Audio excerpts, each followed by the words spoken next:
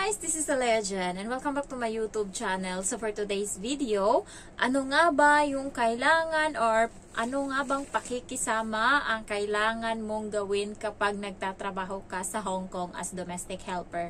So guys, dito sa Hong Kong, syempre tayo yung pinakamababa na uri dito ng tao sa Hong Kong. So para sa kanila, tayong may pinakamababang sahod, ganyan. So, ang tingin din nila sa atin is hindi ganun kataas. Ayan. So, ang iniisip ng iba, kaya parating nilang sinasabihan, yung katulong nila, you're so stupid, ganun. So, yun kasi yung, ano mo yun, kahit na may utak tayo, para sa kanila, yung trabaho natin is yun yung pinakamababa.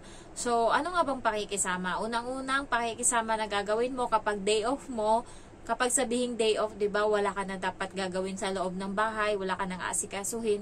Pero ang mga katulong dito sa Hong Kong, swerte na lang kapag day off nila tas hindi sila pinapakialaman ng amo nila. Karamihan dito guys, pinapatrabaho pa.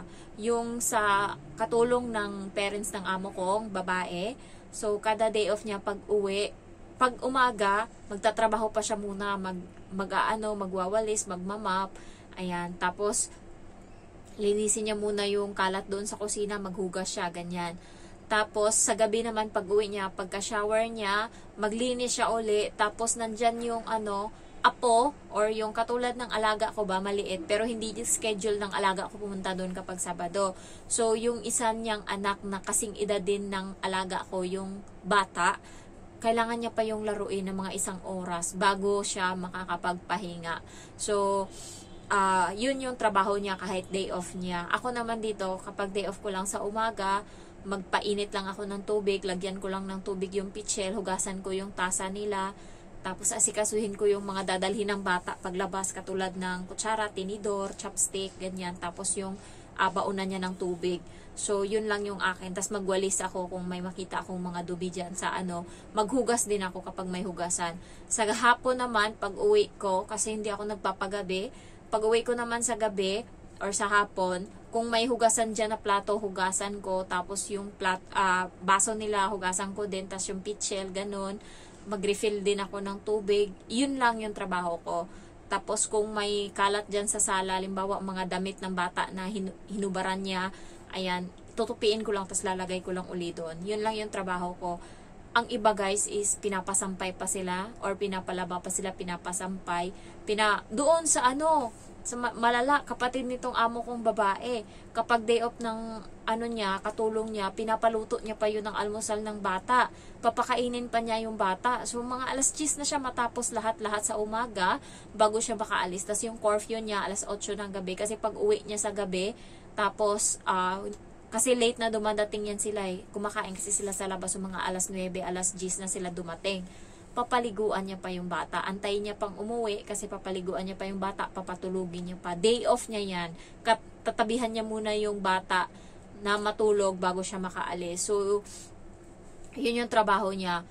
Kaya pakikisama mo dito guys is kahit day off mo, kahit sabihin mong day off mo yun, anuhin ka nila, papakisamahan ka. And kagabi pala, binigyan ako nitong amo ko ng ng pouch. Binigyan niya na ako ng isa nito. Tapos tinanong niya uli ako kung gusto ko. So, ayan, ang laman sa loob is may tissue pa. Ayan, tissue. Rexona. Hindi naman ako gumagamit ng Rexona kasi Milko yung gamit ko. Ayan. So, binibigay ko to sa iba. 2026 pa naman siya may expire. Ayan. And the next, ito ata is toothpaste, a dental kit. Ayan. So, yan. Toothpaste, toothbrush, ganyan. Next is suklay, ipit. Yung sa tenga kapag para hindi maingay. Next is body lotion.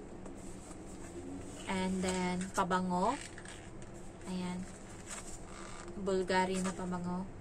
And then, next is lip balm na Bulgari. So, yan yung laman. Binigay niya to sa akin. Dati meron na ako nito. Hindi ko naman na, nandyan lang yung pouch. Ang maganda dito yung pouch kasi matibay. Ayan. So, yung pakikisama mo dito guys, na lang yun para tumagal ka. Yung iba is, alam mo yung, kahit hindi na sa trabaho, saklaw ng trabaho mo, katulad ng sa mga bata, yung mga assignment nila, papagawa yan sa'yo kahit hindi mo na dapat gawain yan kasi hindi mo naman talaga yan, trabaho ka lang talaga sa bahay tas mag-aasikaso, hindi kasama yung pag-tutor sa bata. Pero yung iba, yung katulong yung pinapagawa nila ng mga assignment ng bata. So marami sa mga kaibigan ko na inaasikaso nila or silang dalawa ng alaga niya yung nag-aano ng assignment. Dito sa amo ko is yung amo ko, pero pag wala siya, inuutusan niya ako na halimbawa magtatanong yung bata, Jen, ano yung past tense ng take? So, sabihin ko sa kanya, took. Ayan. So, alam niya na yun. Ganyan lang, sinasagot ko lang siya. Tapos, yun nga, minsan, pagka hinayaan na lang kami ng amo ko na, pero mostly, siya talaga yung naka-on hand dyan sa ng bata, sa homework ng bata. Next na pakikisama mo dito is kahit hindi mo na talaga trabaho, katulad ng mga ibang bagay, katulad ng dyan, gagawin mo talaga. Ayan. So, sa akin naman, walang problema as long as yung araw ko is pumapatak or araw-araw ko sumasahod. So, walang problema sa akin yung mga ganyan. As long as wag mo lang ako i-torture mentally, wag mo lang akong wag mo lang akong ngaragin, wag mo lang akong i-pressure na yung masisira sa akin is yung utak ko, tsaka emotionally. Hayaan mong mabugbog ako sa trabaho, okay lang sa akin yan, kahit pagod na pagod ako, yung nakatulala na ako sa pagod. Ganyan ako minsan, kaya wala akong vlog kasi nga, wala na, nakatulala na ako kasi sobrang pagod na. So, wag mo lang akong anuhin sa mental ko kasi yun yung parang pinaka dead end ko talaga. Kapag yung mental ko na talaga yung inaano mo, natitrigger ako, lumalaban ako, hindi ako nagpapatalo. Kung, ayan, ganito, yung mukha ko kasi, na talaga sa akin, likas na yung pagiging maldita. Lalo pa pag nagalit ako, makikita mo talaga kung gaano kabangis yung mukha ko. Hindi mo talaga ma-explain. So, yun yung iniiwasan din ng amo ko sa akin. Alam niya din kung saan lang banda yung limit niya. Pag alam niyang iba na yung mukha ko, kalma na siya. Tapos, aanuhin niya na uli ako. Alam niyo yung na siya, maglalaylo na siya. Kasi pumapatol ako eh. Yung bata nga, hindi ko pinapapasensyahan yan eh. Yung amo ko kapag ganyang sumasagot ako sa bata, nayaan niya lang ako. Kasi, nakikipag-initan. Halimbawa, naglalaro kami ng bata, sobrang madaya, nakakapikon. Ang ginagawa ko, titigil ako, ganyan. Tapos sinaway siya ng mama niya kasi nandyan yung mama niya nakikinig. Ano ba yan? Bakit ka madaya? Bakit sa'yo lahat? Tapos yung bata kasi pag naglalaro kami, papagalitan niya ako. Kapag halimbawa, naglagay siya ng kulay blue, tapos sinapawan ko yun ng blue. Ayaw niya, gusto niya, siya lang. Sabi ko, ano pa't naging laro to? Tapos nung huli na, nakahanap ako ng paraan para pagalitan siya sa ganyang laro. Nagdahanap lang talaga ako ng tiyempo. Ang nangyari is, wala. Tapos tinakot niya ako, di ayoko na makipaglaro sa'yo. Sabi niya ganun, sakto, wala dito yung pamilya niya. Wala yung nanay, tsaka tatay niya. Sabi ko, ako pa hinamon mo na walang laro? Sabi ko sa kanya, mabuhay ako ng walang laro. Ayaw mo nun? Wala akong trabaho? Sabi ko ganun sa kanya. So simula nun, hindi na siya yung nasusunod sa laro namin. Sabi niya, sige na, ito na lang yung bagong rules. Kasi napakaduga niya. Sabi ko nga sa kanya, pag lumaki ka, hindi lahat ng is pabor sa'yo.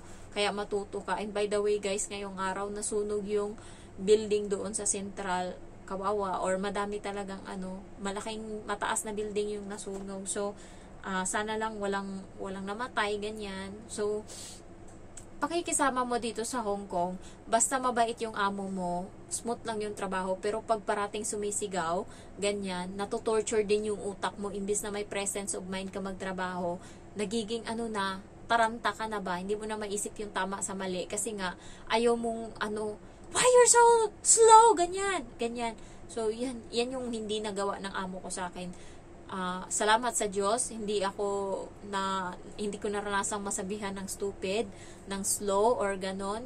Hindi rin siya nagalit sa akin. Yun nga yung ang pinakamalala talaga na ginawa ko sa kanya, yung nagamit ako ng washing, tapos kinompronta niya ako. Pero ilang niya na yun, ilang linggo niya nang nalalaman na gumagamit ako ng washing.